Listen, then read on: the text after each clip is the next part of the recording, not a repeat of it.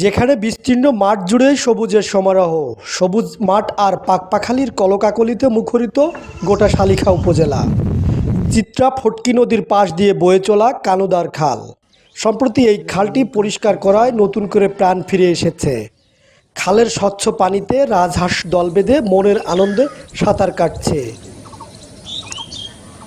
পরিষ্কার করার কারণে আমরা সবাই ছেলেমেয়ে নিয়ে এখানে আসতে পারি এবং বিনোদনের একটি জায়গা তৈরি হয়েছে। এই পরিষ্কার করাতে দেখে শুনে আমাদের খুব ভালো লাগতেছে, মানে শান্তি লাগতেছে, হাওয়া বাতাস লাগতেছে, গায়ে দেখতে শুনতে খুব সুন্দর দেখা যাচ্ছে।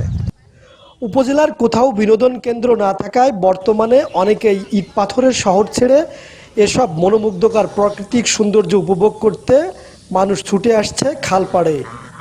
আষাঢ়ের এই সময়ে কয়েক ফসলা বৃষ্টিতে একটু ভিজে প্রশান্তির নির্মল বাতাস শরীরে লাগাতে প্রতিদিনই মানুষ ভিড় করছে খালপাড়ে। আগে এত কিছু ছিল না, বর্তমানে যে পরিমাণে আপডেট করছে তা তুলনামূলক অনেকই বেশি আগের থেকে। সেটা অনেক আমাদের কাছে সবার কাছে ভালো লাগছে। এখানে আগে ধরেন যে খুব একটা পরিবেশটা উন্নত ছিল না, এখন আস্তে আস্তে করে এটা উন্নত হচ্ছে সরকারের দ্বারা। আগে মানুষগুলো দেখাচ্ছে অনেকে বিনোদনের জন্য দূর দূরান্তে যেত, এই এলাকার যে নিজস্ব এলাকার যে লোকগুলো দূর দূরান্তে যেত, এখন এখানে তাদের একটা নিজস্ব ঘোরার মতো জায়গা পাচ্ছে, মনোরম পরিবেশ পাচ্ছে, পার্ক হচ্ছে। উপজেলা প্রশাসনের উদ্যোগে খালটির 1.5 কিলোমিটার কচুরিপানা পরিষ্কার, বৃক্ষরোপণ সহ নির্মাণ করা হচ্ছে বিনোদন প্রেমীদের বিশ্রামাগার। স্থানীয়রা বলছে, গেল কয়েক বছর ধরে খালটিতে কচুরিপানায় ভরা ছিল।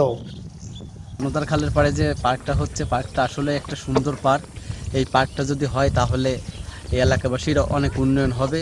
পাশাপাশি এই পার্কে যারা বিনোদনের জন্য আসবে, বিশেষ করে শীতের মৌসুমে পিকনিকের জন্য যারা আসবে, তারা সুন্দর একটা মনোরম পরিবেশ পাবে, প্রাকৃতিক একটা পরিবেশ যেখানে বোট থাকবে এবং মানুষ চলাচল করতে পারবে, বোটে উঠতে পারবে। সবাই অধীর আগ্রহে আছে এই পার্কটার জন্যে। আমরা সাধারণত সবসময় ঘরের মধ্যেই থাকি।